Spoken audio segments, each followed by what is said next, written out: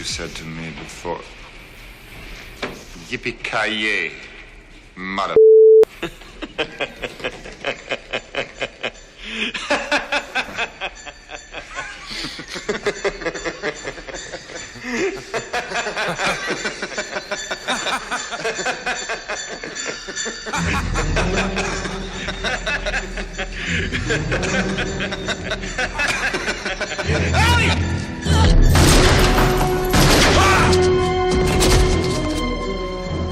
Happy trails, Hans.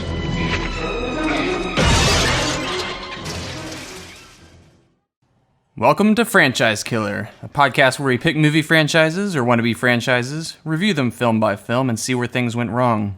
All right, Hans. Hans Gruber. Well, I was going for my Snape a little bit, which wasn't amazing, but... Ho, ho, ho. Oh. I'm What? trying to do like the American version of Hans. Don't shoot Where me! did you see that Please, video? you're one of them! Yeah, I don't know about that American accent.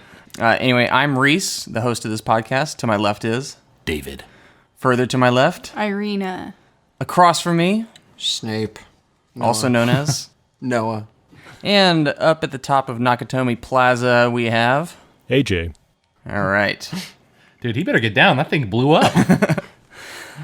So today we are talking about Die Hard, a movie directed by John McTiernan that stars Bruce Willis, Alan Rickman, Bonnie Bedelia, Alexander Godunov, and the movie's written by Roderick Thorpe, who did the novel, and adapted by Jeb Stewart and Stephen E. D'Souza. And So on this this is based on a podcast, yeah, Well, sort of. Kind of. it says it was based off a novel. So Why is that surprising? Well, I was also surprised that Reese said this was one of his favorite movies, but I figured, Paul Blart Mall Cop was, I guess, worth talking about. You have a hostage situation and someone falling out of a window. Yeah, you heard correctly. Paul Blart, definitely one of my favorite movies. I'm so glad you're on the right page this time, AJ. I don't know. I think that's one too many. Anyway, on this podcast, we first go over our thoughts on the film before revisiting it for the episode. Then we dive into the story, break it down bit by bit, and talk about the more significant moments. Then towards the end of the show, we give our brief reviews and numbered scores, along with an analysis on the health of the franchise and whether or not this film hurt it. So, y'all, had y'all seen Die Hard before this episode? David? Yeah, I grew up watching this. I've seen it a couple times, I would say, at least in my life. It's been a long gap between them since now, so it was a nice refresher. All right. Irina? Yeah, I've seen this a few times. I can't remember my first experience watching it, but it's always been stuck in my mind as one of those movies where you sit down to watch it as an event. It's not just passively watching Die Hard. It's, we're going to sit down and watch Die Hard. Yeah. And it's weirdly taken on the, Die Hard's a Christmas movie. Even though it's... Aren't you one of those people? Yeah, he's literally the one every time In this group, yeah. in this group that says it's a Christmas movie. No, I do not, in my heart, believe it to be Okay. a Christmas movie. You just like but arguing. Yeah, exactly. And it makes some people mad, and that makes me happy. I feed off of anger. Like how Fast and there's Furious, one like your wife. that I think David watches every Christmas. No, that is a Christmas movie. Are you trying to say Home Alone? Oh, Home Yeah, Alone. Home Home that's Alone the is a one. Christmas Nightmare movie. That's Before not even Christmas. It a just comparison. takes place during Christmas. I hate you guys. a Halloween That's a Christmas movie, and our listeners will stand by me. Where's Santa Claus? He literally Yeah. talks to Santa Claus. You're saying a movie about people robbing a house and a kid terrorizing them is a Christmas movie? Committing multiple violent acts upon their Yeah. bodies. Do we want to get into this? I could lay down No, the we're facts. not- I will slam you with facts. No, basically we're right. David's wrong. Let's move on. Yeah, let's do it. David and AJ. David and AJ. Thank you, Sorry. AJ. We'll draw some lines here. Noah, how about you? Had you seen Die Hard before this episode? I had quite some time ago seen this movie. However, I do not remember the first time I saw it. I just remember all of the scenes. It's one of those classic movies that Yeah. it's just, you've seen it so many times, you can't even like trace back. Exactly. Back when it was on TBS for like dinner and a movie. Yeah. How about you, AJ? Yes, I had seen it Admittedly, I saw it later than I should have, but I kind of knocked that out some years ago. We'll say that. So I'll save some face there. Just for the sake of, I probably should watch this before I get any more flack over not having seen it. You're fine. We all have those movies that we kind of overlooked that we're ashamed to. And at least you had seen it. But there's still definitely movies that I haven't seen that are, people would question. Well, Ocean's why. 11, none of us had seen that one except for AJ. Yeah. It's true. Yeah, that was a major Then we finally that one saw went it for us. under the radar. Yeah, I think another one. There's a number of them, but the one that pops to mind is 2001: A Space Odyssey. I've not seen Oh, that. really? Okay. It's just, something about that movie. I don't know. I've seen that one. But we all know the quote, though. Are you gonna do it? I can't do that, Dave. Did Right. I do it right? Sure. Are you talking in the third person? I mean, I always talk in the third person. You know this. All right, and for my part, I had seen Die Hard before. Probably around high school is when I first watched it, I want to say. And I very much enjoyed my time with it. You had a very positive experience. I had a positive reaction. That's it. That's better. I can't even quote myself. Yeah, the movie is timeless, and I can only imagine this episode we will be heaping numerous amounts of praise on it, but I would hope that there are some differentiating Not to opinions put here. words in your mouth or anything. Yeah. We'll see. Are y'all ready to get into the story? Yes. It's Christmas Eve in L.A. California. Is Daddy coming home soon? Well, we'll see what Santa and Mommy can do, okay? A New York cop, John Mclean, has come to see his wife. I missed you. Instead, he's going to have to save her. Sit down. Within this skyscraper high above the city, 12 terrorists have declared war. They're about to be taught a lesson in the real use of power. They're as brilliant Because I am interested in the $640 million in your vault. as they are ruthless. And I'm telling you, you're just gonna have to kill me. Okay. We do it the hard way. Now, the last thing Mclean wants Think, damn it, think! Is to be a hero. Where's Holly? Hey, Tucker! Where? But he doesn't have a choice. What does he think he's doing? Job. They have already killed one hostage. This channel is reserved for emergency calls only. Lady, do I sound like I'm one of the pieces? He's inside? Who is he? Who are you then? You are most troublesome for a security guard.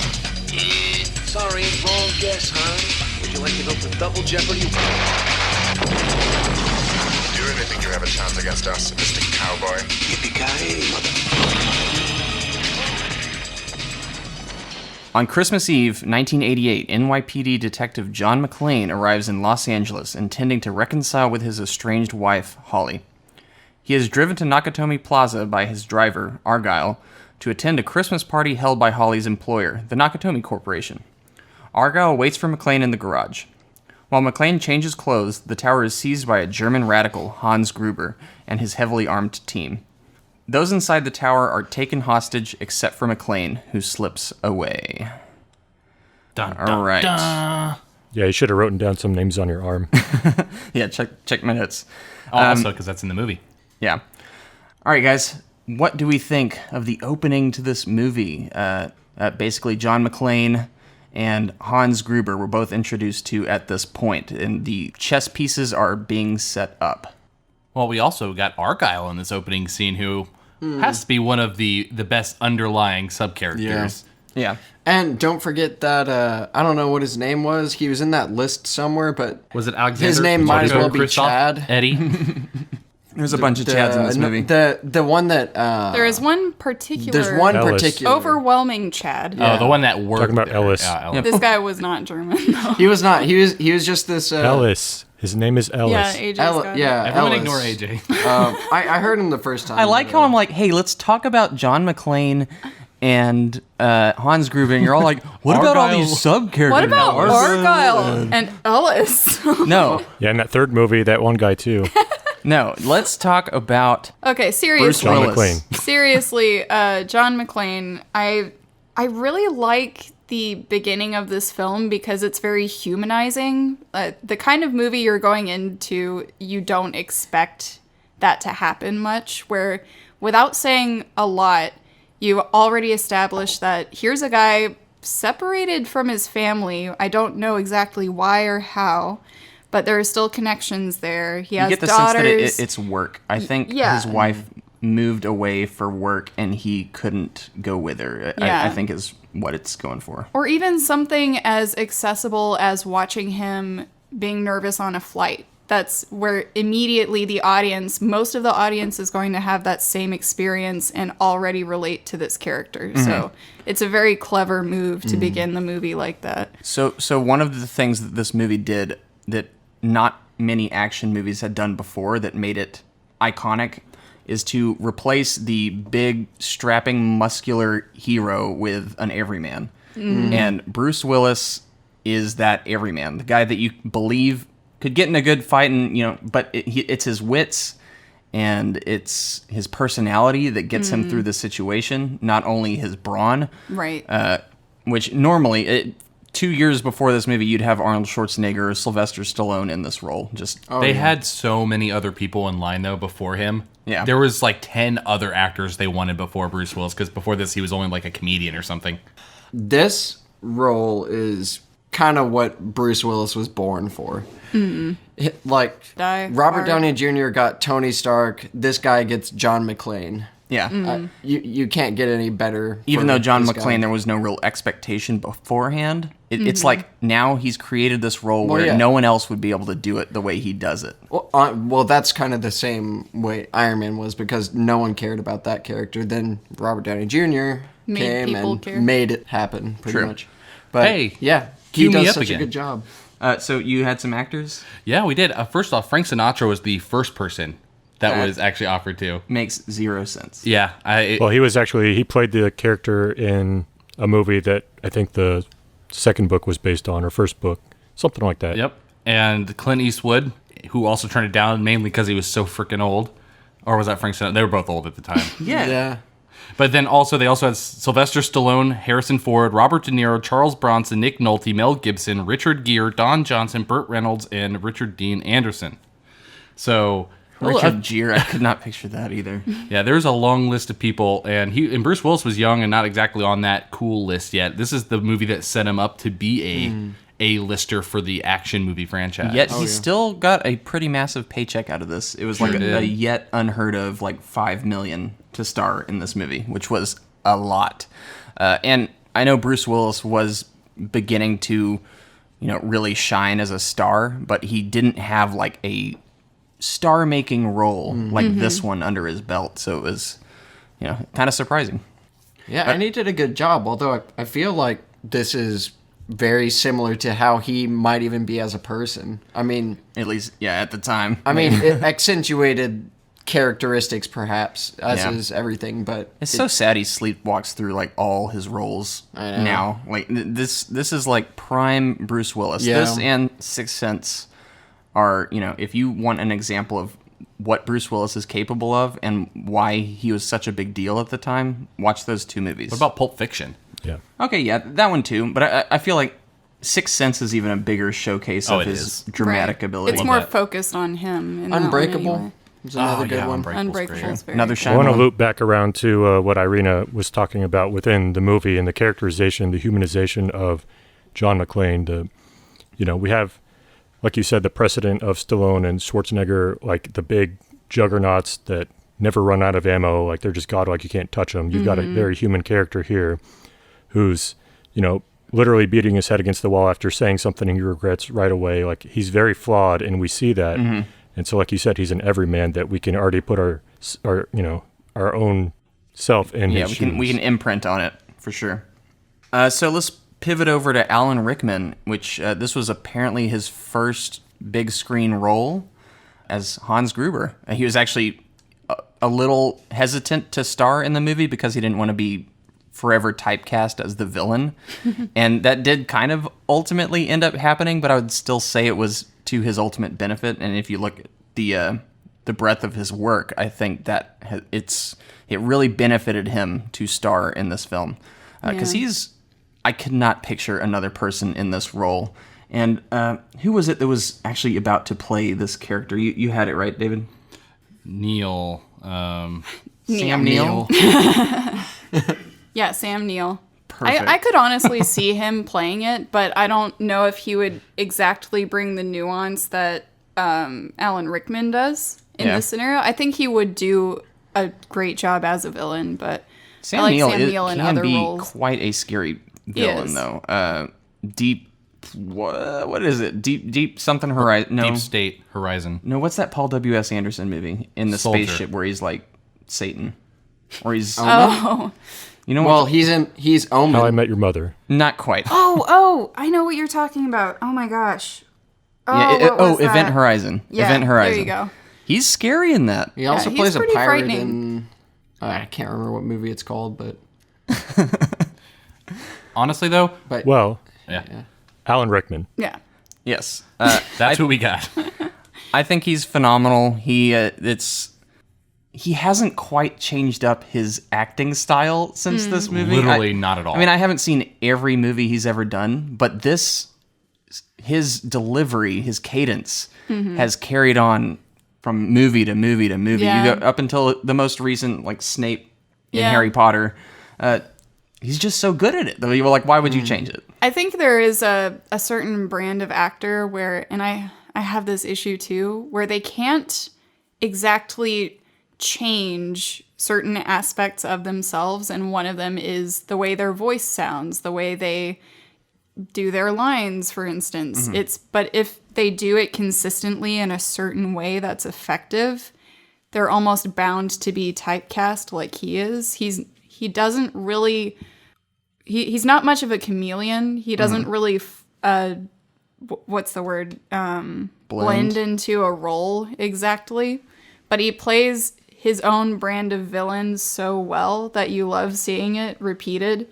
So it's he's just enjoyable to watch because he has this kind of wily twinkle in his eye. Yeah. Like he's enjoying what he's doing. So. He pulls off a villain really well. I'll take an oppositional note to that. I actually felt he did blend in this role. Like, I didn't see any overlap between him and Snape, you know, on the superficial level. Of course, you've got his, inflection in his voice and stuff. But as far as himself delivering that character, that role, I felt there's enough distinction here. Yeah. Oh yeah. Don't get me wrong. I think the roles are definitely Yeah. different. I'm more like the cadence of speech. Like he Right. doesn't do a lot. Yeah, to, I get that. Yeah. Right. But he's in this one, I love his almost full on awareness. He's very quick and he's very perceptive. And that's what I love about this character is that usually you get these villains who are a little too savvy or too comfortable, I guess, in their position to the point where they make dumb mistakes. And this guy doesn't. He's quick to pick up on what's happening and then kind of just go with it. Even when things are falling apart, Yeah. he's like, that's a part of the plan. It's going to work. Yeah, it's we have to earlier just than keep going. expected, but Yeah. you just keep pushing forward. And that's what I do like about him. And what's great is that adds a realism to their side of things too, where in most movies you see them executing this exactly perfect plan. Everything's going great and everything's exactly expected. But in this one, They a have couple John things McClane. go wrong. They're like, okay, Adjust, plan B, adjust. Yeah. adjust. Yeah, this And was it'll be already fine. Yeah. a very risky mission, so they had to take into account that things were bound to go wrong. Yeah, and that's what's so great about this movie is it adds depth to what might be a, simplistic structure Right. that would otherwise be, kind of wrung out and cliche and stuff like that, especially with an action genre. But it is fleshed out, and even to the depth that Noah said is Hans Gruber's character is very intelligent, but you still see that he is a German immigrant that still makes, some kind of grammar mistakes when he's speaking English, his second language. Yeah. And those are very deliberate writing styles that flesh out his character fully. So And despite being him like a stereotypical or, the definition of a foil to John Mclean, he's very methodical, very cool and collected versus the powerhouse that Bruce Willis's Mclean is. Like they're very tonally opposite. Right. Yeah. But they foil each other very well, yet they're not just two-dimensional archetypes or simplistic cardboard characters. Right. And this is something, with these two characters, something this movie does, and the director John McTiernan does so masterfully, is set up these opposing pieces that are perfectly balanced, and they each get moved closer together. There's a tit for tat from each side that evenly keeps things tense and interesting and satisfying. Like, one person will get the upper hand, the other one will follow. And it's like, that is consistent throughout the movie in a believable and fun way. Yeah. Yeah, I loved how it was kind of a white-collar villain versus a very street-smart kind of worker, and he used his street smarts to Outwit seize him. the day. Survive. Yeah. But on almost his own terms. begrudgingly. Yeah, like, yeah. he was trying to It's get true. more authorities in on the situation, but finding that I have to do everything myself, kind of a situation. It's like one of my favorite parts is when he's like, "Why didn't you stop him, John? Because you would have been killed too." Like that's exactly what I would have been doing in that scenario. He's yelling at himself to think instead of already having a game plan Right. miraculously ahead of time. Yeah. And he barely, not to jump to the end, but he makes it out with the skin on his teeth, basically, because he's all out of ammo. He starts on the high note, and he's like, literally bloodied up. Yeah. And barely makes it out alive. And so that's what makes it real on this movie. So So before we move on in the story, briefly talk about Holly, played by Bonnie Bedelia. I also think, even though she still kind of occupies that damsel role, this is like a modified damsel in distress, where she actually does have agency and thinks on her feet, and she knows and is intuitive enough to not reveal who she is. And they set her up in a smart way, too, I feel like. So, Although I do wish she didn't bring up the fact that it was John to Ellis. There you go. I kept wanting to call him Chad because Noah brought that up. Yeah, You Ellis. can just call him Chad. It's fine. Yeah. is that not something he already knew, though? Well, he didn't know that it was him that was going around stopping everybody. Okay. So I think she brought it up at one point, and I was like, "Oh, why'd you tell him that?" And then, sure enough, it comes back. Although it didn't really help him very much.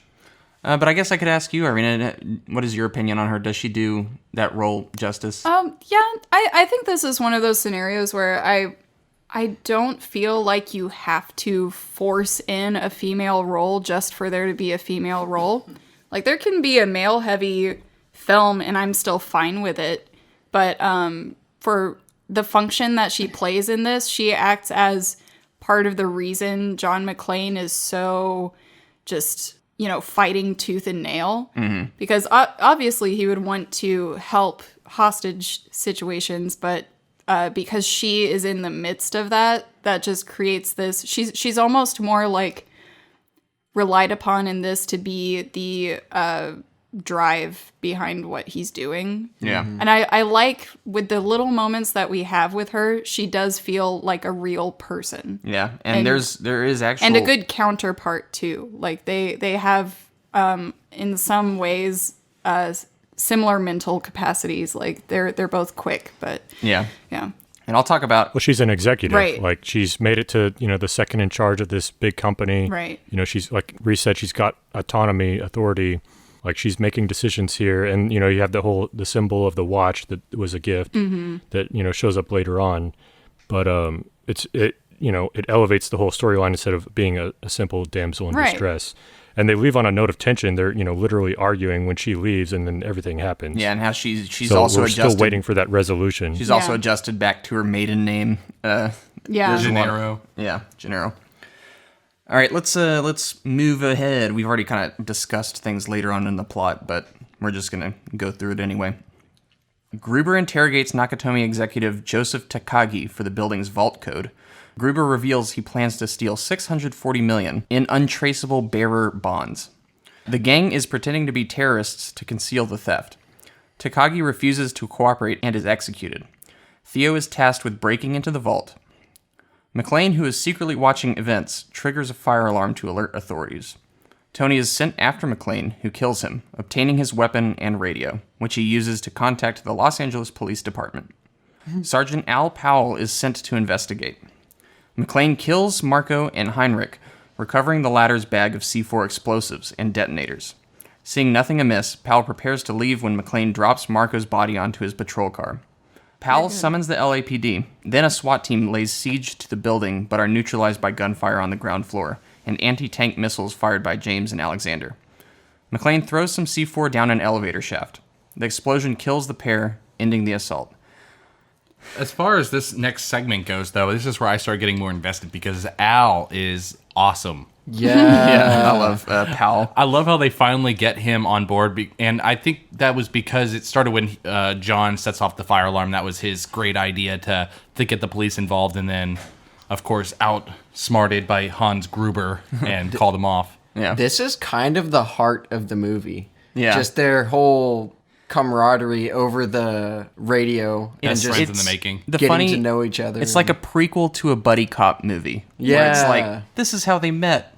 And the ending it's the beginning of a beautiful buddy cop relationship. Honestly, if they made it Die Hard 2 and it focused just around John and Al, I would have been on board too. Yeah. I like him a lot. I know he warmed my heart every time he was on. There aren't that many scenarios where you have I think of there's this communication going on between three central characters, and that's John Mclean, Gruber, and Hans Gruber, and Al Powell. That's I always have to hesitate before I say his name. So many L's. And then when you think about it, not until much later in the film do they actually ever see each other. But you don't really think of it that way since you're watching it on film. Yeah. But there's this chemistry without the actors actually having to be in the same room together. And that is very difficult to accomplish. It's done very well by Mclean telling him things that sound insane, and then Powell seeing said things transpire in front of him and being like, oh, this is real. Like, those moments are just... But it also fleshes out his character because he's exposed. It's a party line. Yeah. He's vulnerable. Hans is literally listening into all these conversations. Right. And that dynamic really makes it interesting. It does. Yes, you could criticize, like, why would you tell them that the FBI plans are this, this, and this when you know that they're listening? But somehow this movie, like, you focus on the heart of it, the emotion that it's building. And right away, even from a tone standpoint, and cinematography is excellent in this movie as well. But I mean, they've already established setting, and they do a smart job of giving you bits and pieces to already, keep you up to speed, and you're hitting the ground running as the action is starting. You already feel familiar with the building, the construction, the little bits and pieces, like just alluding to things that are going to happen, so the audience isn't thinking about it, but they're already up to speed with it, and it's really well done. Yes. So that when you're climbing through an elevator shaft or through construction and all that stuff, you're just like, you're not questioning it. You're already there with them because you've seen all this before. The movie also handles like escalation really well. Like the moment you think it's starting to flatline, something extreme happens that surprises you. Right. Like a person gets shot in the head, or John Mclean throws the body onto the cop car. It's just there's Drops all the these C4 down the elevator shaft. Yeah. It just it levels up so well to its final form in the end, where it's but smoothly paced. It's not jarring at any one point. Exactly. And it doesn't ever go too outrageous. It's miraculous enough, and yet it doesn't try and do what Live Free Die Hard does. That's actually another testament to, I think, Bruce Willis's performance too, because he never does anything that is extreme, but he has these little moments that are impressive. Yeah, exactly. Yeah. It's like it's a mix of wiles with like, what the hell am I doing? This is insane. Like, but I have to, you know, kind of a thing. I love his commentary just as he's going through these actions. It kind of brings... he's scrambling to survive as an average Joe. Like, and, he's got all these odds against him, and I mean, there are some extreme moments, but I don't know. We're like in his own head as he's having those self conversations. With him, just trying to get through this, and I don't know.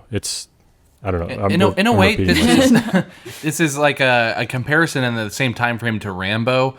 You have this cat and mouse survival game going on between your main character and the baddies. So the difference, what I like about this a lot compared to something like that, is the fact that he's not Rambo, who they don't explain in those movies how he knows what he's doing. He is just the ultimate, warrior who can kill anybody with any means. Whereas John feels like he's barely scraping by at all times. Yeah. And he's, running through a building and constantly having to do things without equipment, barefoot, no shirt. So Again, I think that's what I really like about this movie. Yeah, it's just that realism. It kind of connects the movie to the audience, because now you're not really thinking of him as action hero. You're thinking of him as John Mclean, the Everyday man. cop that's single-handedly facing off against a heist of sorts, or robbery, whatever you want to call it,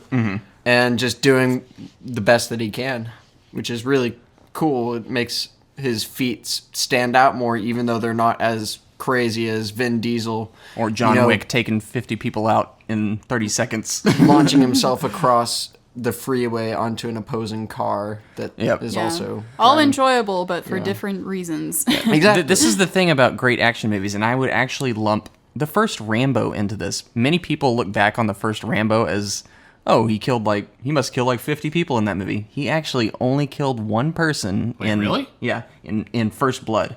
Only one person. But the way that they, set Rambo up as this, potential killing machine who has a past, you think he did a lot more in that movie, when he really just injured a bunch of people and set a whole bunch of booby traps. I don't know. I feel like some of those booby traps that injured them could have potentially led to some deaths in the end. I mean, I did Didn't he have like some wooden spikes in the wood that that. I think people? that might have been the one kill. All I know is like someone broke down that movie and he only kills one person. Man, I got to go back and rewatch that. But yeah, it's this is. There is a comparison between these two.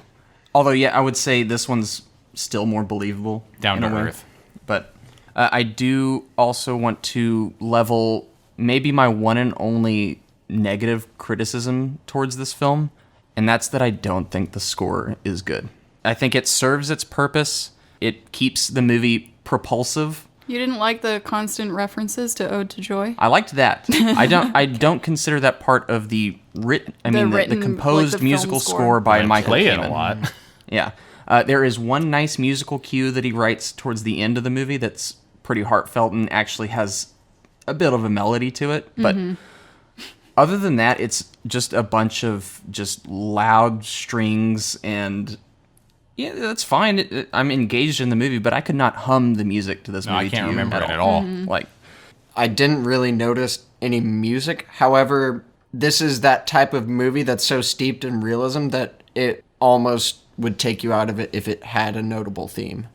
I think it could have used just something a little more, though. It definitely has music that is loud and blaring throughout the duration. And if you're going to have that, at least make it a little more enjoyable once I isolate it from the movie and actually listen to it. Fair enough. But that's my probably my critique. one Yeah. critique of this movie is I thought it could have used a don't- more iconic score. We don't really notice it because, like, if we have a solo movie of this guy surviving and you're with him 99% of the time, you need that score to kind of back up and tell you his emotions. Here, we at least have a break we have an inside and outside view with Sergeant Powell, and we even see a little bit of a touch of character development through him and his struggles with, the incompetent chief and then later the FBI. So those internal, external conflicts keep you focused on the movie without having to need, I guess, supplementary music to keep you engaged. Man, the FBI and that one police dispatcher are just the biggest idiots in this movie. Yep. Like, what are you? Sir, this is a emergency hotline only. This is emergency only. And he's like screaming, and there's gunfire blazing in the background. Send a black and white over there to check it out. And, you think this is ridiculous, but then you look at the world today and you're like, well also, I could see that. Also, it's L.A., so I'm just kidding.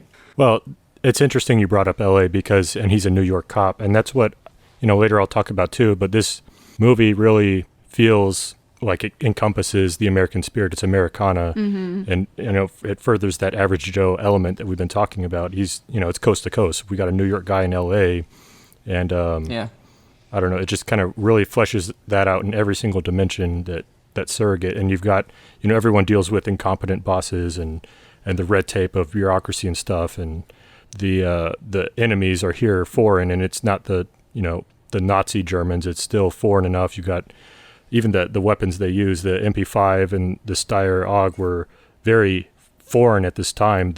They were new at the time in the late 80s, and we're kind of used to seeing those images now, but they're very foreign and kind of almost space age at the time. Mm-hmm.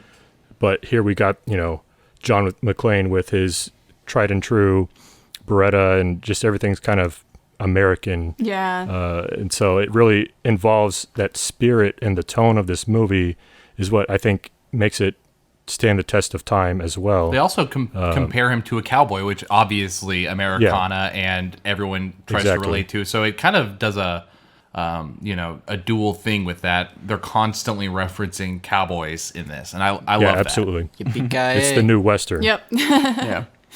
This is also where we get some of our best bits of comedic genius from John Mclean, sending the gun down with his henchmen. Ho, ho, ho, now I have a machine beautiful. gun.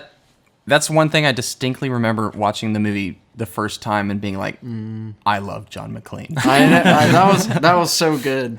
Yeah, and that moment still holds up to this day. And it also is where they go back, or they get into the real back and forth between John and Hans, where he's like, wrong answer. Yeah. Yep, try again. Also, and we already referenced it, but the dropping of the body onto the patrol car to finally get the police's attention is just so perfect.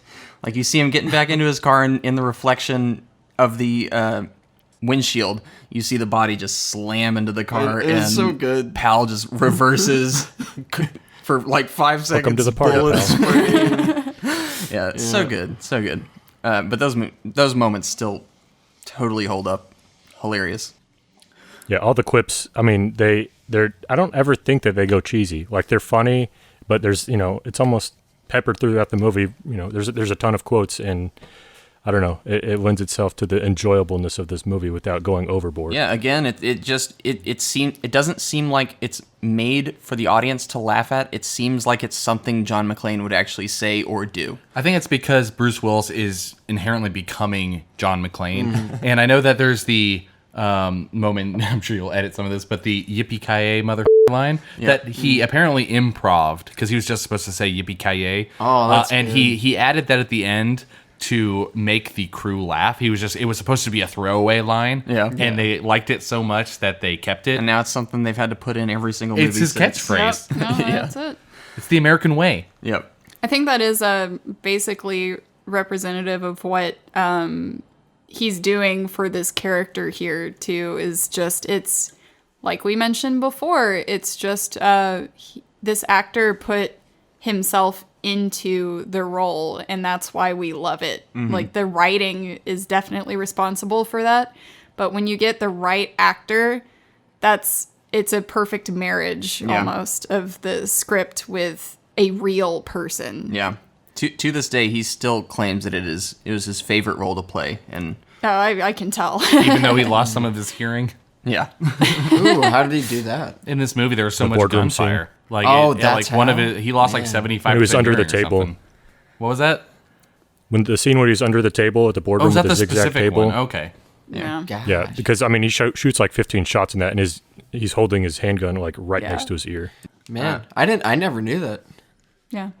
I was also satisfied, and before we move on, I was also satisfied by the whole CS4 drop. Oh, yeah. Down the elevator shaft. I just love the whole, like, he's C4. plugging Did I say away in CS4? it. You No, you definitely, said you C4. definitely said I- CS4. My brain translated that to C4 in my mind. I just love, he's like, oh, F it, and like just loads it up, like and Yeah. throws it down the It's great. shaft. So when they did that scene, I didn't look this up, but was it a model they used? Because that looked real. Like A lot of the explosions they actually set off in the tower. I read. I heard that they were doing a lot of this, and I'm guessing it was a different building, obviously. But I heard they used the real, was it Fox Tower? Yeah. Yeah, and This Nakatomi Plaza was a real building, or is, and that's where Fox was based. yeah. So did they just use real explosives in their building for that? I don't know how they cordoned all that off or made it work, but that's just what that's what fair. IMDb All right. told me. All right. I think this is also air duct scene, or in somewhere in this area. Yeah, the plot of this is all kind of muddled, so we can kind of, if you feel like talking about that now, you can, or wait till the... Just from, I saw some decisions on the editing and how they, chose different angles and stuff like that, and a lot of those lines were also improv, if I recall correctly, but it's just the suspense of and the closeness of it, where he's just muttering him to himself, and then I think Carl is, poking underneath because he realizes in there. It's just, this movie does a great job of balancing suspense and just that kind of, you're still in that struggle with him. I don't ever feel like an outside bystander. I always feel like I'm right there with him. Yeah. Right. And just the framing of the shots, you wouldn't guess, an 80s action flick has this attention to detail, but it does. Yep. You think of Die Hard as, just a romping action movie, but you analyze the breakdown of the composition of the cinematography and everything like that, and there's so much to pick apart. Yeah, this is a movie that if you updated it to, if all you did was change, the setting and the technology, the time period, I think it would definitely still hold up today to contemporary standards. I really do. Because everything is practical. Yeah. It doesn't have any CG taken away. Yeah, there's not a lot of trickery there. Yeah. All right, let's move on with the story. Holly's co-worker, Harry Ellis, attempts to mediate between Gruber and Mclean for the latter's surrender. Mclean refuses, and Ellis is killed. Yay! Gruber checks explosives installed on the roof and encounters Mclean. He portrays himself as an escaped hostage, and Mclean offers him a gun. Then Gruber attempts to shoot him, but the gun is empty. Carl, Franco, and Fritz arrive. Mclean kills Fritz and Franco, but is badly injured by shattered glass from shot-out office windows, and is forced to flee, abandoning the detonators. Outside, FBI agents commandeer the situation, ordering the power shut off. As Gruber had anticipated, the power cut disables the final vault lock. His team collects the bonds. Gruber demands a helicopter be flown to the roof. The FBI agrees, intending to send gunship helicopters to eliminate the group, regardless of collateral damage to the hostages. This Wikipedia plot is terrible. It's just like a laundry list of what happens in the movie. He kills this person. Good job. Opens vault. Gets money. Yeah. Go. I think one of my favorite scenes, which was mentioned in that segment right there, is when Gruber decides to basically throw himself to this guy as bait to get him out in the open, see who he is, figure out a little more about him, and pretend to be a hostage that got away. And even though you understand later that Mclean is pretty much onto him, but sort of checking him out to see if he is legitimately who he says he is. But I just love this sort of back and forth kind of eyeing each other, and almost there's a very brief flash of respect in a weird way. That's kind of what I get from that scene. And I so badly want them to be friends because I respect both of them in a weird way. Kind of like the ship captains and master and commander. Yeah, and then it reminds me of there's that scene in this film where they cut to the broadcast basically where they're interviewing that guy who's talking about like his hostage book and talking about how, and by this point they might start developing symptoms of why am I blanking on the name? Shock, or I don't know. No, they're making fun of Stockholm syndrome. Yes. I think they say Glasgow or another city, and but yeah, they're making fun of that. Yeah, but I almost get this point as a viewer where I'm watching this villain Gruber and I'm kind of liking him, but I don't want him to win in his endeavors because he freaking kills people. I actually don't think Mclean was completely onto him until he noticed that when he asked his name and noticed that the name lined up with a couple of names on the wall. Yeah, it was written on the wall, but then passes him the gun that's not loaded. I love that. Yeah, it's a cool evening of the playing field. Like you're seeing eye to eye. And, those foils, like I mentioned, they're opposites. Like you see Gruber as this cold, intelligent, just power of IQ. Right. And then, the cop that's supposed to be the average schmuck but he's still observational. He's got the street smarts, like Noah said, and they're evening it out here. And like Irina said, they're almost seeing a mutual respect for each other because Mclean, he clears the Beretta from him in it, but it's all a show, and he's still smart enough. He has the situational awareness, as we see throughout the whole movie. So he may not know that that's Gruber right there, but he doesn't know if he can trust this guy or not. Right. So That's really a perfect way to do it. Here, let me give you a gun. Yeah, he turned his trap into another trap, Right. basically. He flipped the table on him. So Yeah, and that's when you get the line, I'm not an idiot. And then all of a sudden the other guys burst in. And then it's like, you were saying? And then he has the cat and mouse chase continues. Yeah. I also really like this knockdown, drag out firefight where they shatter the glass and Mclean is made to walk across or to scramble through it to get away from them. And that is probably one of the most tense and engaging action moments in the film, where you're just seeing him fighting tooth and nail to get the upper hand, and he's like, well, I gotta walk through this. It's what I gotta do. I gotta get... And it pays off so well because it was foreshadowed in the very entry shot of the movie when he's on the plane. The guy tells him, take off your shoes and curl up your toes and stuff like that. That's why he's paid it barefoot. off perfectly. Yeah. Yeah. But this is when the action just really starts to kick into high gear, and I like how varied each sequence is. Like, you're in a potentially drab setting. Like, this could have easily been a gray, unmemorable movie, much like Blade Trinity. But no, the cinematographer and the director know that in a setting like this, you have to be more dynamic and more creative with, how you set up your action sequences. And they're consistently engaging, consistently different, and it's just really impressive. So that's my feeling. Noah, what were you saying? Oh, it was just about the glass on the floor scene. I just think that was a master stroke to even think of, using that as a means to level the playing field when, Mclean kind of shows that he's got the upper hand in a 1v1, and the only thing Gruber has against him is his brains and a bunch of cronies. But then you have that great scene where it shows that Hans Gruber is aware of the fact that he's not wearing shoes, so he thinks, let's disable his feet, essentially, and just cut this off. Yeah. But we see, and that's really kind of the low point of the movie. The glass scene is the nadir, I think is the word.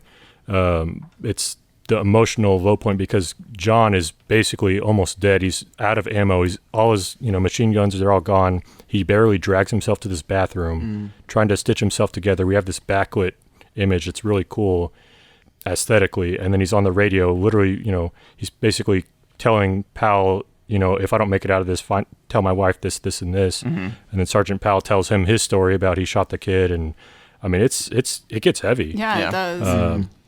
So it's a recovery process from there, where we really feel that Mclean is, he blames himself for his troubles with his marriage and all this stuff, and he's really trying to better things. I mean, you really don't expect this in an action movie. Yeah. So what you're talking about right there was actually born from kind of a late script change from Jeb Stewart, who the script was ultimately adjusted even further by D'Souza, but Stewart was trying to crack the code on John Mclean as a character, and he actually had a personal experience with his wife where they got in an argument, and then he was driving out to work more on writing the script, and he had a kind of near-death experience where he ran into, I want to say it was like a refrigerator on the highway or something, and what flashed in his mind is that if he had died in that moment, he would have left the world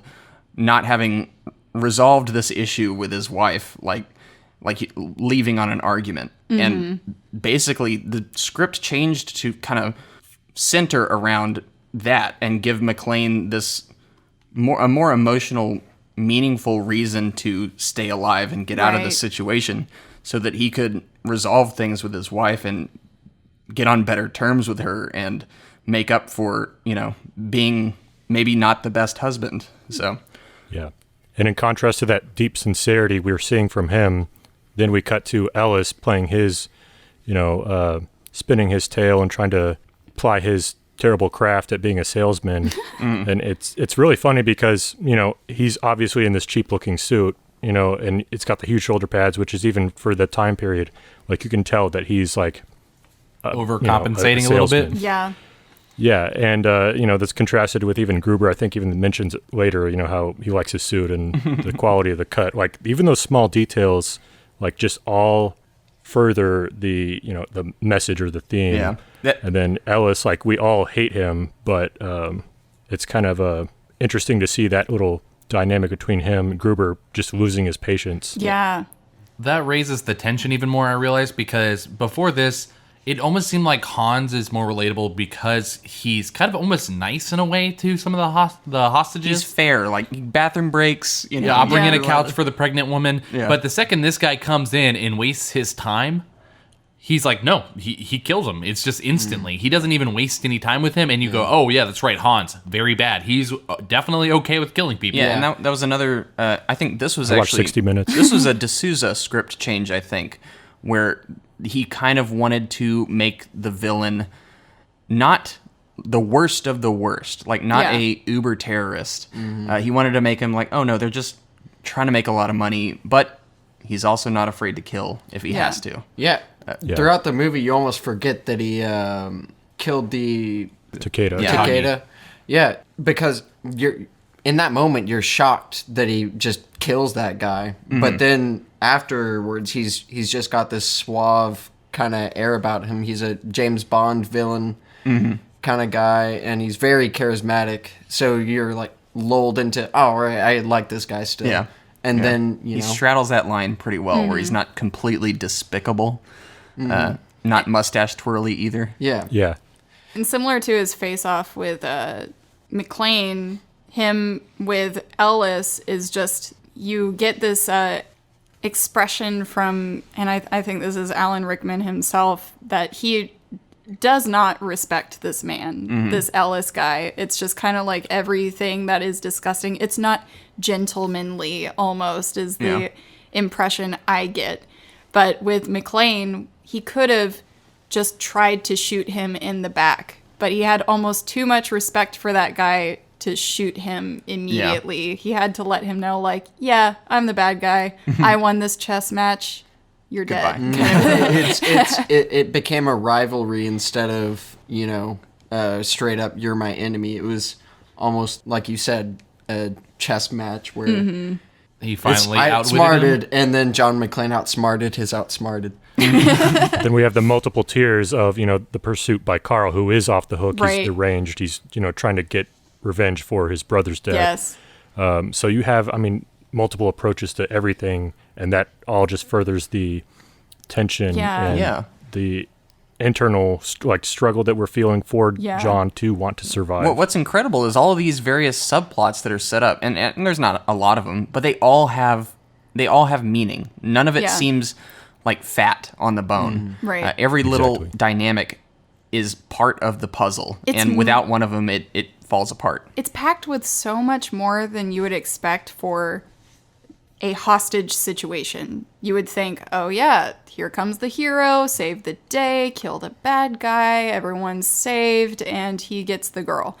But in this, it's just, there's so many different characters that have their own subplots going on throughout the film, but it never feels cluttered. It all feels like it's flowing together smoothly. So it's honestly really impressive that they're able to do Even that. with the news anchors. Yeah. Like the news anchors are somewhat extraneous, but still you're not ever okay, come on, get on with it. Right. Yeah. They give the enemy or the antagonists the upper hand because of how eager they are to get news out as quickly as possible. It does make you hate them. I was like, come it pulls you in. Like I keep saying, you're identifying with Mclean. Right. You're the central hub with all the forces oppositional to you. You have Gruber, and then you feel the oppositional forces in conjunction with Powell, with the chief and the FBI, and then the news. You feel like an average person who goes through life with all these things that might be against you, or Right. You hate how this is in the world. You hate how these people are despicable. Yeah. It really centralizes your identity. Yeah. And your just synergy with Mclean. Well, it's like the police are slow to react. The publicity is too fast to react. And then you have this situation where you need help now, but because of the circumstances of everything around you, you end up having to do all of it on your own. So I do feel like a lot of people find themselves in that situation where they're just frustrated and overworked by the amount of ridiculousness that happens around them. Yeah, exactly. So it's, I think that is exactly what we're hitting on in this movie and picking up on. All right, let's close out the story here. A despondent Mclean contacts Powell. He tells Mclean that he accidentally shot a child once while on patrol and has not used his gun since. Mclean realizes Gruber intends to detonate the rooftop, killing the hostages and the FBI agents, to fake his team's deaths. Carl confronts Mclean and they fight. Gruber sees a news report by a reporter, Richard Thornburg, on Mclean's children and deduces that he is Holly's husband. The hostages are escorted to the roof. Gruber keeps Holly with him. During the long fight, Mclean seemingly kills Carl. He kills Uli and rescues the hostages just before Gruber detonates the roof, destroying the FBI helicopters. Meanwhile, Theo retrieves their getaway vehicle from the parking garage, but is neutralized by Argyle, who has been following the events on his radio. A weary and battered Mclean finds Holly with Gruber and his remaining men, Eddie and Christoph. After knocking Christoph unconscious, Mclean confronts Gruber and is ordered to surrender his submachine gun. Mclean does this to spare Holly, but distracts Gruber and Eddie by laughing and grabs a concealed pistol taped to his back that contains 2 bullets. Mclean wounds Gruber and kills Eddie. Gruber crashes through a window but grabs onto Holly's wrist. He makes a last-ditch attempt to kill the pair, but Mclean unclasps Holly's wristwatch and Gruber falls to his death on the street below. Outside, Mclean and Holly meet Powell.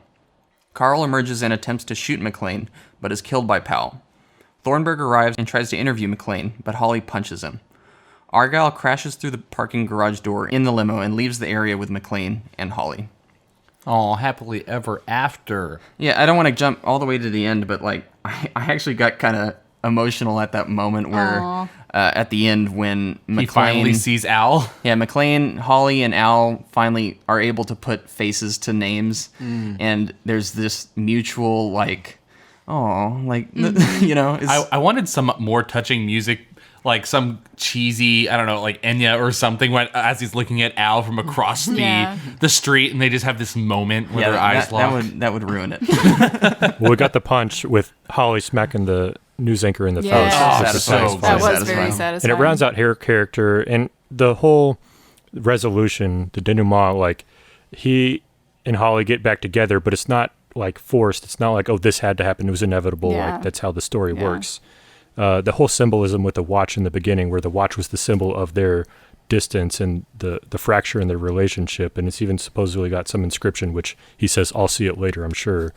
And then that watch, the breaking of that is what is the downfall of Gruber falling down to his death. And that symbolism is really cool. And the foreshadowing in this movie, that's just like those tiny little details, that resolution is why it feels like it's whole. Yeah.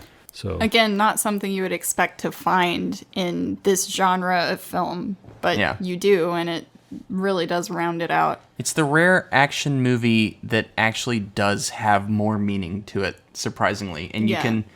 It's just you can pick it apart, and it's almost faultless in a weird way. Well, it's interesting because it's, you can pick apart some of the scenes, like, that's stupid, why are they doing that way? That would never happen in real life, but you never stop to think about that because you're wrapped up on an emotional level in an action movie, and it's fun. Like, you're still in an action movie having fun, and up there with all the one-liners and there's the give action, and take the shooting, and all stuff the like stuff. that. There's got to be a sense of, this is a movie, and there's going to be things like that happen. Yeah, in any other movie, the final shot in this, not final shot, but the ending moment where Carl attempts to shoot Mclean, that would be cheesy. But in this moment, it serves as the perfect, arc to Powell, who finally musters up the courage to, use his gun again to save his people, friend. his friends. Yeah. But well, there's also that surreal scene with Gruber when he finally breaks the glass, I guess, finally, and is hanging out. And how is he How is he attached? Is he by the wrist to... holding on to her wrist and the watch. Yeah, that right. Yeah. And A wristwatch. And meanwhile, he's about to fall, and John has to save his wife. I heard that Alan Rickman at that scene, had to fall 20 feet or something like that, because they wanted to make it realistic. But to actually scare him, because they counted to 3 before they dropped him, they actually dropped him on 2. That way, when he got dropped, he actually thought he was falling. It was genuine. Oh, it's so good, because he does look terrified. I would be so angry if they did that. I know.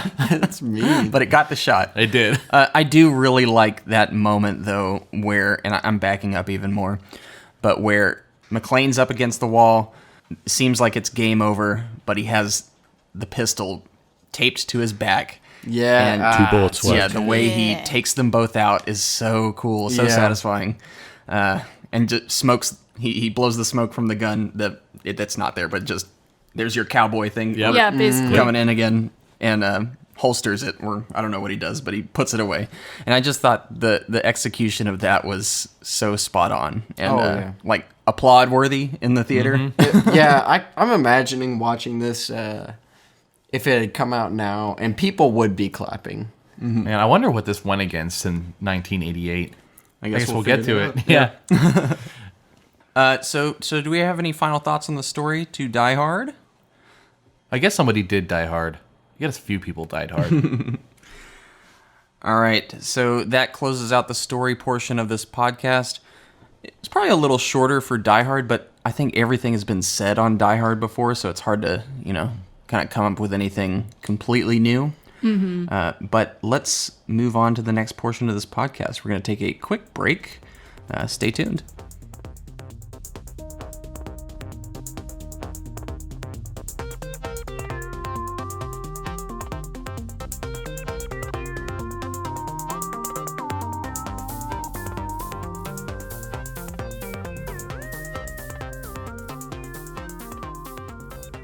Welcome back. David, you ready to review this movie? I sure am, buddy. All right, you got all our scores in that little bowl Every there? single one of them. You want to pull them at random? I'm about to pull the first one out. All right. First up, Noah, a cheery 9.0. Cheery. Yeah, I figured, 9.0. a little Christmas movie. Oh, It's cheerful. cheery. Cheery 9.0. Cheerio. Cheery. I love this movie. I had seen this many times a while ago, but watching it again a couple weeks ago with Reese was kind of like watching it for the first time yet again, because it's with the podcast in mind, so you tend to watch things slightly differently than you would. Yeah, you get to Had you been re-examine a watching classic them you thought you knew under a different light. Yeah, exactly. So it was I was having a blast. I didn't really notice the score, so I can't speak to that being positive or negative. It was just I was so engrossed with the movie that I didn't notice. But I really love the characters. I love how they each have a satisfying arc. And just the whole cat and mouse game, as David had said earlier, is just great. I love the villain. I don't know. It's just so good. Yeah. And I'm happy to have watched this movie again. And I'll leave it at a 9.0. All right, next up, AJ with a 10. Ooh, all right. So it's interesting because this movie's always, it's got the reputation. And I've never, I've seen it a few times and I liked it.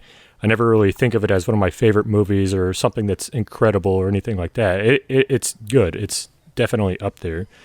But, it's not the most powerful action I've ever seen. It's not the most heartwarming, touching anything.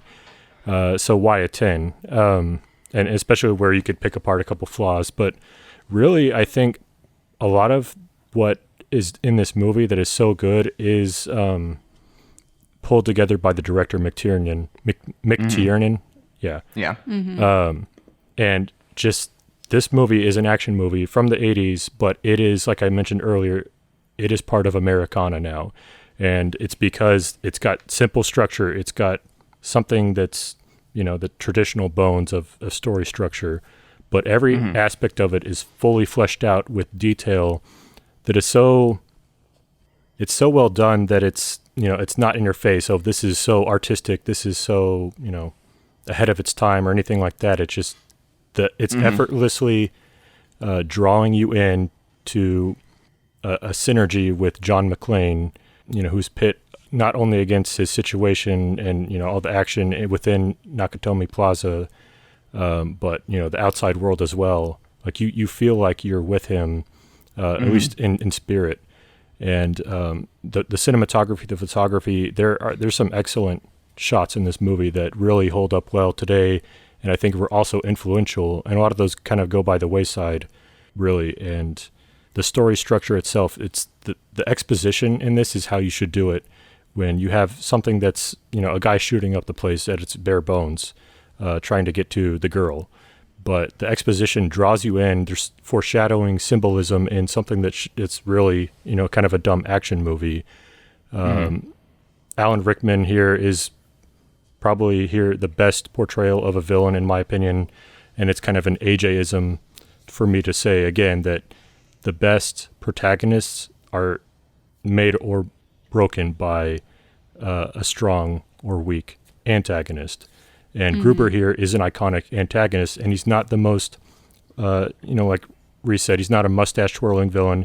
He's not super brutally intimidating, physically domineering, and he's even not the most intelligent person. He is intelligent, but he's also on his own level human. Like, he's just after money, and he does interact with the people around him on a human level, in a negative way, but he's not just some two-dimensional villain who's, just kills everybody or whatever. Like, he's got things planned out. He throws things out there that, like the whole other freedom fighters throughout the world when he's negotiating with the FBI. Like, he just throws that out on the fly, and he's got things planned ahead. And there is some cheese in this movie, but this movie is the definition of balance. Like, it's almost as rewatchable as The Mummy, Tomb of the Dragon Emperor. So you can definitely. You think so too? Yeah, we'll ask David about that later. But I mean, you can sit here and watch this movie over and over just as an action movie and just get enthralled by it, kind of have that escapism. But you can also analyze each scene, the characters and stuff like that, and it holds up. And there's not many movies, now or then that really do that. So it earns its place in American history with its own American cultural identity that it just sinks itself into. So that's why it earns a 10. Perfect. Yeah. Next up, David with an 8.5. It's funny how an 8.5 in this kind of atmosphere and movie feels bad, and not intending to be. It's a good movie almost across the board. It's hard to fault it. I think that it comes down to preference, and this is one of my top action movies, but I wouldn't put it as my favorite. There's something about it that, it's a one-off for me. It's not as rewatchable as others, and that's a big factor for David, as everybody knows, because David talks in third person. Yeah, and I was noticing. I realized I was doing it again. Why do I do this? Why am I the way I am? I don't know. Tell it to Tomb of the Dragon Emperor. Hey, this is a full point and a half better. Wow, that's a big difference. Wait. So you're saying, what was the rating for the other one? I can't really do the math. So the iconic Die Hard is 1.5 points above a 7.0, which I do believe on one of our past episodes you gave that score to The Mummy, Tomb of the Dragon Emperor. If I could go back, if I could change time, I would fix it. You can't. But I can't. Turn back time. Yeah, turn back time, I think is what you were looking for. If I could change time.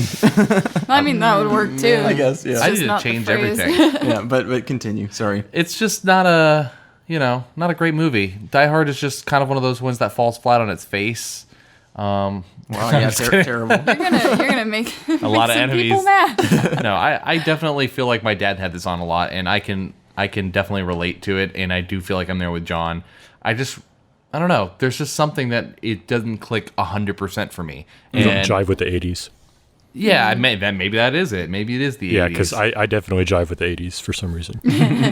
Well, you're from like 1950s, so it makes sense. Yeah, made I don't know if sense that as was a a joke. I don't. That was a joke. I threw it out there. No one laughed. It was a You're good time. riffing. All You're right, gold. I don't Keep think going. jive was from the 80s either, that word. That's my score. All right, you stick with With No, an I want 8.5. to bring it back around to where you're coming from. I didn't mean to throw you off, but No, not at all. I was trying to riff, and I I, get- don't have too much to say other than the fact that I can't figure out what it is that isn't perfect Yeah. for me. yeah. But Not- it's a really good movie. It's interesting because it's kind of like I prefaced, like, this isn't the best of anything in my list. Like, it's up there in the top tier, but I don't know. I guess it's a personal preference, like you said. The Right. It comes down to what you're looking for. Well, it's also just on paper extremely good. Yep. Like, even if you don't love this type of movie and it's not your thing, you could still give it high marks just for how well put together high it is. mark. Well, hi, Mark. There is something right. about this movie that, like, still somehow, like, is subtle, or like I know it's Die Hard and I'm supposed to like it, but it always kind of flew within or under the radar to some levels. But I don't know. It's Yeah. interesting. All right. Next up, Irino with a 10. Recanted from her previous 9, it looks like. Yeah, well, when I was writing down my score, I think I was putting down my first emotional take, and then as I was thinking about it, I was like, okay, well, if I'm going to put a 9, then why did I put it at a 9? And I was honestly trying to figure out why. And I think in that debate I was having with myself, I realized that I can't actually fault this movie. Yeah. And I think what David was trying to express with his 8.5 is that there's something about it that isn't really putting it at the top of your list. And I think that's happening with me too. Yep. But I did the same thing with Pirates of the Caribbean or, other films that I gave 10s because they were perfect in their Tropic their Thunder. field or what they were intending to do. And I think this one, in my mind, I honestly couldn't figure out what it was that would knock it down, as you said Noah, on paper. So I had to put a 10. And I think I honestly feel like this is the best it could have been. I can't really think of anything to greatly improve the film that we have right here other than helping touch up certain effects, like the shaft scene when the C4 is dropped. Like, you can tell that's been kind of manufactured, not realistic, but that's the only thing, and they couldn't help that. That's the 80s, so I don't know. It's a 10 for me still. Yeah. Perfect. A perfect 10. All right. And last but not least, Reese with a 9.5. Yes, and while I agree with all of you, I'm going to loop back around to what AJ said. And the key to this movie, I've already said it, is balance. This movie has everything in the exact right measure. Like, it's not too much action. It's not too much, exposition. It's everything is perfectly calculated, yet it doesn't seem like it's something manufactured to be perfect. Like, it's just naturally perfect and naturally balanced in how there's a give and a take to everything from every character, every action in this movie, and reaction. There is a equal reaction, and it's always one-upping in the right way, leveling up to an end that is. It really peaks in the end, and it knows that the finale is supposed to be the most satisfying part of the movie, and all of this, the structure being as perfect as it is also at the heart of it is a character that from the get-go you are behind him because he is this everyman that you can identify with. He's not you, but he's maybe someone you know. Like, I could see someone being in this situation, and Bruce Willis, say what you will about him today, but I think he's firing on all cylinders in this movie. I love those moments where he is he's not even saying anything. He's just working out the situation he's in and just being as resourceful as he can and making do with what he has. And I also just love seeing his personality shine through in those moments of frustration when things aren't quite going his way, but he rolls with it anyway. It's just, and again, it also takes, this only works because of Alan Rickman as well as the perfect counterbalance to him. Their sensibilities are completely different, yet equal in a weird way. Like they have different approaches that meet in the middle perfectly. I've said perfect like 50 million times. I get where you're coming from. It was hard to for me going between 9.5 and 10, but because there's so much balance and perfectness about it. But there's also that intangible factor of, is it really, top of the top, which David and Irina were expressing as well. And the only thing I'm very mildly dinging it for is what I mentioned earlier, is I think this movie could have benefited from a better score. Yeah. Like, I just wanted some sort of musical arrangement that was more satisfying. Like, I wanted a swelling theme to the hero, or a more downtrodden theme to the villain. Like, there's no, this is bad things are happening and the music is reacting accordingly to that. Like, that's the only thing where I was like, no, it's just a bunch of clanging, and it works with what's happening. The movie's very kinetic still, and the music assists that. But with the most classic of films, I like to experience every facet of that film, and not being able to enjoy the score on my own, without the movie I think is a slight detriment. And I think there's a kind of a missed opportunity there to give John McClane some sort of memorable theme or something. Yeah. So that's my only slight detractor. Other than that, I think Die Hard is one of the best action movies of all time. I think, unlike David, I think it's very rewatchable, and I actually notice new things about the film every time I watch it, which is surprising from, an action movie you wouldn't normally associate with, finding little Easter eggs and keys that make sense. But yeah, I love this movie, and I will give it that to 9.5. I'm going to take what you said with the theme, the score, giving that added element, and I'll twist it a little bit. And ironically enough, because this is the debate about if Die Hard's a Christmas movie or not, I think if they went full in on it having some kind of Christmas envelope to it, if you will, just that spirit of Christmas kind of on the fringes of it, instead of just some lights and Christmas trees.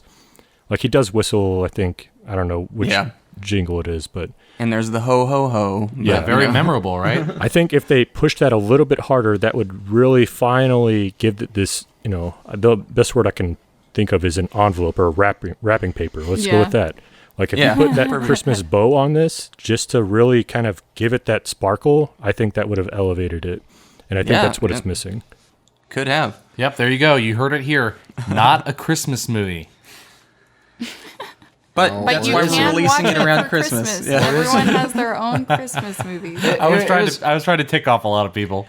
All right, AJ, you want to crunch those numbers for us on Die Hard? Yep. So, group average, we have a 9.4. Hey, all right. Which that is tied with Pirates of the Caribbean, right? Yep. Ties it with the first Pirates of the Caribbean, as well as For a Few Dollars More. Below those three are Django Unchained at a 9.1, and above it are Master and Commander, Far Side of the World, and Blade Runner at 9.5. Wow, so it's in the top three. Nice. Man, we need a 9.2 and a 9.3. Gotta fill in those gaps. Yeah. Fill out the spaces. All right, let's get on to the critics. What did critics think of this movie? So I don't have the actual numbers because they weren't there at the time. But back in the day, Die Hard, like many iconic movies from the 70s and 80s, was not received as amazingly as it is today. It got mixed reviews. Some really liked it and saw the genius that was there, but others thought, it's a little too violent. They didn't like the theme of the movie, which this action movie is really violent. Well, I think one of the themes that people have taken away from this movie, which I think is misguided, is that it's trying to say that it is okay to be violent to, get to the one you love or something like that. And I'm like, no, you're kind of missing the point. He is up against a wall. The people are literally trying to kill him. Of course he's going to kill them to get his wife and also save everybody. But this was more evident in Powell's character, who is finally able to muster the strength to shoot his weapon again and kill someone. But again, it's like you're missing the point. You think this is kind of they thought it was messaging private justice as it's like okay. violence, good. Yeah. But no, I think and not only that, almost every situation that someone dies, it's self-defense. Yeah, or it's this is one of those situations where that's what I would do. Yeah, I know. If I was as brave as John Mclean. Yeah. But anyway, back in the day, slightly mixed reviews. Of course, that has completely changed today. It is now regarded as one of the best action movies of all time. There's no one I know that has not heard of Die Hard. It's been constantly emulated since. There's so many, like, how many times have you heard, it's like Die Hard on a plane, or it's like Die Hard on a train, it's like Die Hard on a desert island. Even titles of movies. I thought you were going to do a rhyme there. It sounded like a Dr. Seuss thing. Yeah, I was setting up for it. Die Hard on a plane, Die Hard on a train, Die Hard in the red, Die Hard in the blue. Yeah, but on Rotten Tomatoes, this movie now has a 94% with an audience score mirroring that of 94%. Here's where it gets weird. Metacritic has this movie at 72 with an audience score of 5.8, which I'm going to go ahead and call shenanigans on because that seems like some bot thing or a mistake. Like, I cannot believe that the audience score would be that low on Bruce a film Willis like this. haters. And which is... So here's the thing. We've got the IMDb score, which is an 8.2. You mean to tell me that the people who go to Metacritic are completely different from the ones that go to Rotten Tomatoes and IMDb that give this movie super high marks? Yeah, that seems strange. So I think there's some shenanigans going on there. But overall, very, very positive reviews. We can just white out Metacritic in this case. Let's move on to the box office. Yay. All right. So this movie released on July 15th of 1998. It was open... 1988, sorry. Thank you. 1988. Against Big Top Pee-wee, which is a Pee-wee movie. I never heard of that sequel, but it exists. And Caddyshack 2. Oh, and also Midnight Run. Also in the multiplexes at the time were Who Framed Roger Rabbit and Coming to America, but they were in like their later weeks of release, so they'd already been playing for a little while. So in other words, nothing of real note. Yeah. Also Coming to America, note though. Coming to America was, and I think it depends on the everything else was action at that time, or the kind of meta of what was going on within. I want to say the last Dirty Harry movie too was around then as well. Mm-hmm. Yes. So the expectations for Die Hard were relatively low because there were other action movies in cinemas at this time. They weren't as close in proximity with their release regarding to Die Hard, but Red Heat, which is a Schwarzenegger movie. That's nice. Fun. And AJ, you said it. The Deadpool, a Dirty Harry movie, were also playing. So they weren't really expecting Die Hard to do particularly well because they didn't have their big, well-known, muscle-bound hero in the lead. So guys, based off of that, how do y'all think Die Hard did worldwide? And I'm going to say we're including inflation at this point. So I have done the calculation for inflation. What do you think this movie did worldwide? Okay, what's budget? The inflated budget is $62 million. Okay. Who's going first? I'll go with you this time, Noah, since I went with you last time. All right. We'll say inflated 200. 200? Yeah. Irina? 130. All right. AJ? 220. And David? I'm going to shoot for the stars with a whopping 300. All right, David, you were right. Hey, to look shoot at that. for the stars. But This movie has an inflated worldwide gross of $310 million. If you want the uninflated numbers, I'll give those as well. The budget back in 1988 was $28 million, with a worldwide box office of $141 million and a domestic take of $83 million. that's almost like 5 times, almost 5 times. Well, he was hinting at it doing better than expected, and the fact that I know those movies now that I went against, and I can imagine this one having some legs on it. It makes sense. Better than expected is still, they weren't expecting a lot, so that's it. 200 is still pretty I know. high. No, I agree. That's why I thought I was going to lose. I was going for the stars on that one. Yeah, you were right too. That's crazy. And this movie has definitely spawned sequels. The massive success of this film basically made the production company rush the sequel into production. There you go, saying production many, many times. But yeah, Die Hard 2 only came out 2 years after this movie, which is a pretty quick turnaround. Oh, yeah. So yeah, they striked while the iron was hot. Struck. Yeah, there you go. It's getting late, guys. Thank you. Stricken. Yeah. But other than that, I mean, there's nothing really else to say from a franchise standpoint with this other than it did a great job of kicking one off. Like, this is the prime idea of a very successful movie that was made at it was a middling budget, but, you know, it made a lot off of that budget. So, yeah. Made it some really, stars, too.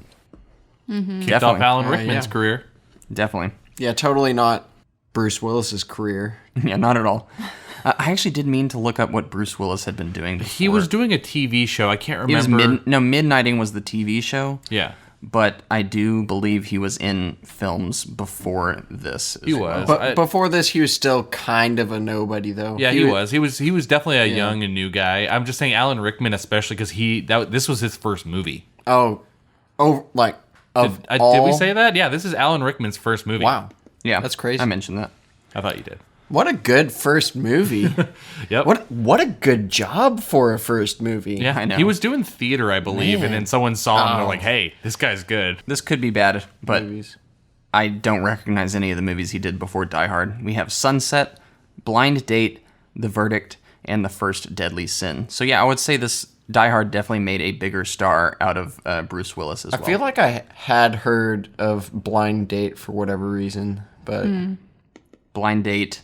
It's kind of a directed generic by Blake title. Edwards. The Yeah. poster looks terrible. Ugh. I feel like I saw that one a long time ago because I feel like it's a romantic comedy, It is. obviously. Yeah. But I remember seeing Bruce Willis in Yeah. some romantic comedy, and it was an older one. Well, Yeah. no matter what, those movies do seem like they were, as far as an actor's career, beggars can't be choosers. And Yeah. then this movie, Die Hard, opened him up to potential others that he could actually pick and choose. So Yeah. Anyway, that leads us into what we'll be discussing on our next episode. Die Hard 2, Die Harder. Oh, gosh. Yeah. Is the third one Die Hardest? no. You wish. That would be pretty cool. But yeah, that was a pretty good discussion on Die Hard. We wrapped it up pretty quickly, but I feel like we hit all the main bullet points there. And I'm actually kind of excited to see where we end up landing on the rest of this franchise, because for me, it's very up and down from movie to movie. I'm not saying Die Hard 2 is a down. I'm just saying, like, for every Die Hard movie I like, there's one that I don't. Yeah. So we'll Yeah. see. That's kind of what makes this fun. It's funny because, like, going into this before, without having critically rewatched this movie, like, I figured I would have been one of the detractors of, you know, the general consensus, and look, I gave it a 10. So there you look go. at this that. whole franchise is interesting. Yes. Yeah, I'm looking forward to that. Anyway, guys, any final words on the original Die Hard before we close it out? David gave Tomb of the Dragon Emperor a 7. What? That is true. What? And this one an 8.5. Only a 1.5 point We're doing this difference. twice You know, this time, Reese, huh? you're mentioning those kind of Easter eggs in there, and I When they think I call to saw action. some. I think I saw some yeah. Yetis playing football there. Oh, yeah. They were kind of in the vents there. Yeah. In the fence. Yeah, that's kind of cool. Yeah, David, do you want to do a quick call to action before we close this one out? If you guys haven't already, please follow us, subscribe to us, do whatever you can to help us out. I mean, if you really want to help us out, Apple Podcast, 5 stars, throw us a review. Love it. If you Don't feel just like enter it, throw it. Alarmingly. And if you feel like it, reach out to us. I mean, we're also on Instagram. We're also on Twitter now, Man by Reese. So, good job there. But yeah, feel free to help us out. Thanks. Yeah. Also on Reddit too, technically. I gotta wake that back up. Yeah, wake it up. Wake the dragon. All right, guys. Goodbye. No f***ing shit, lady. Does it sound like I'm ordering a pizza?